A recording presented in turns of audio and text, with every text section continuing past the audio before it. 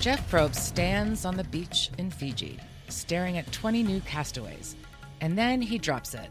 This season, it's David versus Goliath. Underdogs versus favorites. Right away, you hear it in the confessionals. Nick Wilson from the David tribe says, "We've been the underdogs our whole lives." Meanwhile, Allison, on the Goliath side, she declares, "We're the ones people expect to win." Before the game even starts, they've begun writing the story of who they are. Welcome back to Outwit, Outplay, Outorganize. I'm Tykee James. And I'm Claire Douglas. If you listened to our first episode, you know we broke down the real story of David and Goliath. Spoiler, David wasn't lucky, it was strategy. Yeah, he didn't just swing a rock with hope. He chose the sling because it neutralized Goliath's strength. And today, we're going from the battlefield to the beach. Survivor, Season 37, Episode 1, where 20 strangers are told, you are David's or you are Goliath's. And the second Jeff says it, the psychology kicks in. And that's what we're unpacking today. How mindset, how you talk about yourself, shapes power on Survivor and in your own campaigns. Let's listen to how the contestants frame it. Christian, a David, he says, "We've had to struggle, but that makes us adaptable." On the Goliath side, John, a literal pro wrestler, says, "We're dominant, we're bigger, stronger, faster." So in the first 10 minutes of the season, we see two different mindsets. The Goliaths claim visible power, confidence, muscle, credentials. The Davids lean on invisible power, resilience, adaptability, and grit. And that's the same thing that happens in the first meeting of any campaign team. People start with saying, we're scrappy, we're outspent, we're the biggest coalition in the state. That's tribe identity. That's also your campaign identity. And here's the crucial strategic truth.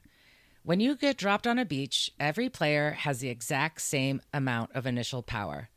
They all have a tribal vote, a chance to win, and the resources of the island.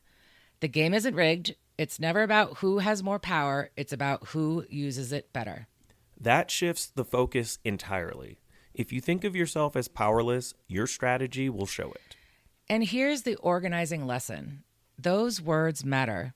I think of it as the power within, the self-belief and dignity that fuel collective action. A friend of mine says that as organizers, it is our job to help sharpen the axe of hope. Let's take the first team immunity challenge. The very first contest where the tribes compete to avoid going to tribal council, where one of them will be sent home, voted off of their tribes and off of the island entirely. On paper, the Goliaths had it. The challenge involved hauling heavy objects and breezing through physical obstacles. They were taller, faster, and stronger. That's the visible power. But then came the final stage, a massive, complicated slide puzzle. This required logic and precise mental speed, not muscle. This puzzle is the perfect example of what we call a structure test, the critical early challenge that reveals which team has the internal alignment and strategy to win. You have all of the visible muscle in the world, but if you fail the structure test, you lose the game. And that's exactly right. Christian, a self-described robot scientist from the David tribe, not one of the athletes steps up. So is that when it's flipped? In minutes, he solves it. David wins. That's invisible power, a skill you don't see in the obstacle course, but that decides the outcome. In politics and campaigns, people think power is just money or connections. But real power is a combination of resources, skills, shared experience, and relationships. It's invisible until it shows up at the right time. I like this. So the lesson being, you don't beat Goliath face to face. You figure out what slingshot you have, whether that's local knowledge, technical expertise, volunteers, as well as the shared goal of wanting to improve life for more people. And it's also about how you use prior loss to set up for future wins, what we call failing forward. The campaign to pass 100% clean energy in Washington state is a perfect example. In 2018, the coalition supported a ballot measure for a carbon tax. The fossil fuel industry poured millions in it. The Goliath's visible power showed its ugly head. And the measure, obviously, well, maybe not so obviously, but it did fail. Sounds like a very big, very visible loss. But that campaign That loss was the foundation of the win that came next. The invisible power that stayed on the field was the active volunteer base they built and the ability to mobilize non-traditional allies, like the 44 businesses and labor unions, to make the economic case.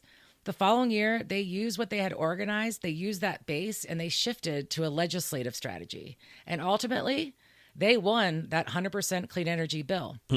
That unique coalition was their puzzle solver. The fossil fuel industry hadn't even seen coming. Wow. So when you know your visible power and you know your invisible power, that's when you're ready to choose the right sling. Correct. Think about your campaign team like a survivor tribe on day one. You don't get to draft your dream lineup. You're dropped on the beach with whoever's there, whether you love them or they drive you nuts, whether they're brilliant or barely know how to open a coconut. So this kind of sounds like every first campaign team meeting I've ever been in, where somebody's already dominating the Google Doc with all the links. Someone else is just listening. And then maybe there's a couple folks that are late because they're having Wi-Fi issues or they're looking for parking. Yes, we all have had those issues. And probably every week we all waste about an hour waiting for someone or being late to something and clicking the wrong button. But in campaigns, your tribe is whoever is at the table when you start. Colleagues, coalition partners, volunteers, funders. Sometimes you inherit a highly functioning coalition. Other times, probably most often, it's more like that camp where no one can make the fire and everyone's really hangry. I've been on those calls, seen 20 people on the Zoom, only 2 folks are talking, all the other squares are just being muted squares. Yep, pretty much.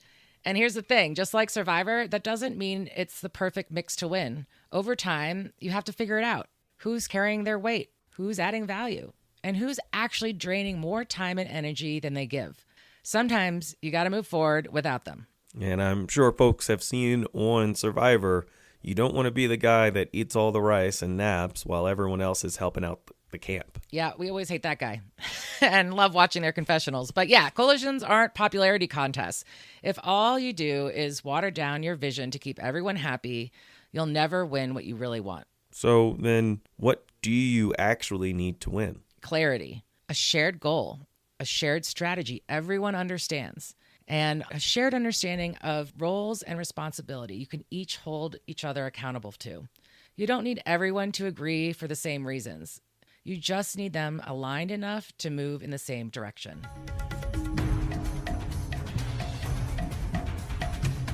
The need for clarity is especially true when you are coordinating a diverse range of organizations with different missions, legal structures, and limitations. We have 501c3 nonprofits focused on education, research, and nonpartisan organizing. There are 501c4 advocacy groups that lead lobbying, legislative work, and political efforts. Then there's C6 organizations, include trade associations, business chambers, and often bringing the non-traditional allies themselves. And then you have the corporations and private sector firms bring economic influence, jobs messaging, and financial power. And don't ever forget, you have community-based groups. They may lack formal legal status, but hold deep power in their communities and huge listservs along with the essential local knowledge you may need. Effectively bridging these entities is a non-negotiable part of winning. Clarity on roles is essential to ensure discipline and that you maximize your resources. You have to be clear. Who is the decision maker? Who provides the strategic advice? And who has the authority to make the hard calls when we need to pivot? There's policy and mobilization. Who handles the legislative or regulatory push? Who drives the grassroots organizing or mobilization? Who leads the public narrative and the communication strategy and media outreach? How are we ensuring donor resources strategically drive both short-term policy wins and long-term structural change? You must define these roles early and clearly. That way, your coalition operates with discipline and you maximize the value of every unique resource that tribe brings. On one issue, an organization may be your best ally. On another, they could be your fiercest opponent. And that's okay. It's all situational. How dramatic. Are you saying that, like Survivor, there are no permanent friends or permanent enemies? Yeah, that's right. Coalitions are built on alignment of interests, not personal loyalty. Wow. So who are the Davids in this campaign tribe? The Davids are the people power. They are your foundation. They are your organizers, strategists, communicators, issue experts, community leaders, and most importantly, the constituency you're trying to represent. Or better yet, that you're helping to represent themselves. They're the folks with lived experience, creativity, and resilience. They may not have the biggest bank accounts, but they've got the head, heart, and hands necessary to organize and win. Lovely. And the Goliaths? The Goliaths are your opponents, the lobbyists, the PACs, the deep-pocketed institutions running the same stale playbook, although it's still winning. They've got the resources, sure, but they're rigid, arrogant, and they rarely see you coming. And so the trap is what? Getting stuck in the wrong identity? Yeah, and if your team leans too hard into the we're just the underdog story, you'll play small and timid. If you are over-identified with Goliath, you'll start confusing money with strategy. Both paths sink your game. The win comes from building a tribe that knows its strengths, plays them, and refuses to fight on the opponent's terms. This reminds me of starlings. You can see one by itself. I love the bird, but that doesn't speak to how impressive it is when you see thousands of them murmurate, moving together in tight and fluid shapes, clouding the sky, confusing predators, and creating power in a way that is so much bigger than the sum of their individual wings. That's coalition discipline. Not only did you teach me a new fun bird fact, Tykee, but I never knew what murmurated mean. Can you say murmurated? Is that a past? Can you past tense that? Yeah, you can murmurate. One can, yeah. Yeah, I'm going to do whatever I want. I'm going to murmurating right now. That can't be right. There you go. But yeah, survivor campaigns reward the teams that organize smart, not just the ones who start with the biggest pile of resources, or if you want to tie it back to birds, the biggest bird. This is all about knowing your visible power and your invisible power, and then choosing the right sling. And that brings us to our first installment of Winning on the Wing, a field perspective that combines the ABCs of what I love: advocacy, birding, and campaigns. Winning on the wing with shrikes, sometimes called butcher birds, aren't technically considered a bird of prey like owls or eagles. They don't have talons or the raw strength to turn their prey into a meal outright. But they do use what they've got. Shrikes impale mice, insects, and even other birds on sharp sticks, barbed wire, and thorns. Their environment is central to their strategy of staying alive to fly another day. Campaigns are the same. You may not have the cash of your opposition or the insider access of a lobbyist army, but strategy isn't about raw strength. It's about leverage. The shrike move of your campaign might be a surprising narrative shift ahead of a precisely timed hearing, or a grassroots turnout that pins your opponent in place. You don't need to have the biggest bird in the sky. You just need to transform your limitations into leverage. It's funny that you brought up shrikes, because before I came up with the name New Fundamentals, we were referring to this idea of this firm as the shrikes. Right on. Let's bring this back to Survivor, because the very first challenge in season 37 is basically a masterclass on visible versus invisible power. The Goliaths looked unbeatable. They had the athletes, the size, the swagger. They even picked Christian and Larissa. They thought they were the quote-unquote weakest players. Just by looking at them, they assumed they'd be liabilities. And so from that first challenge, plot twist, Christian steps up with the slide puzzle for the team. He wasn't the fastest runner or the strongest lifter, but his invisible skill, that puzzle solving, completely flipped the challenge. He turned what looked like a liability into a decisive advantage. So while the Goliaths were over there flexing their little muscles, the Davids literally outthought them. Right? Like, the Davids were way behind the Goliath team, and they didn't try to outmuscle them. They couldn't, even if they tried. I mean, they did try, let's be real. But they leaned into their real advantage. And in this case, it was the creativity, problem solving, and teamwork in that puzzle slide. And campaigns work the same way. The opposition might have more money, lobbyists or TV ads, but what do you have? Maybe it's the organizer who can turn out 50 high schoolers with one group chat. Maybe it's the volunteer who brings tamales to every canvas and keeps morale sky high. I love tamales, so I would go. And maybe it's the policy wonk who can rewrite a bill in plain English so that people can actually understand what the heck it says. The point is, what looks weak from the outside can actually be decisive if you recognize it as real power. And we've seen this before in history too. Think about the Montgomery bus boycott. On the surface, Black resistance in Montgomery were, quote unquote, just domestic workers, teachers, churchgoers, people without big titles or wealth, the invisible power. But when they collectively refused to ride the buses for more than a year, walking, carpooling, organizing daily logistics, they turned that invisible power into visible leverage.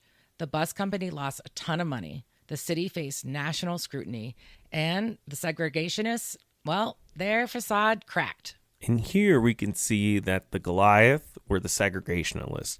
They had the money, the laws, and weaponized state violence through the police.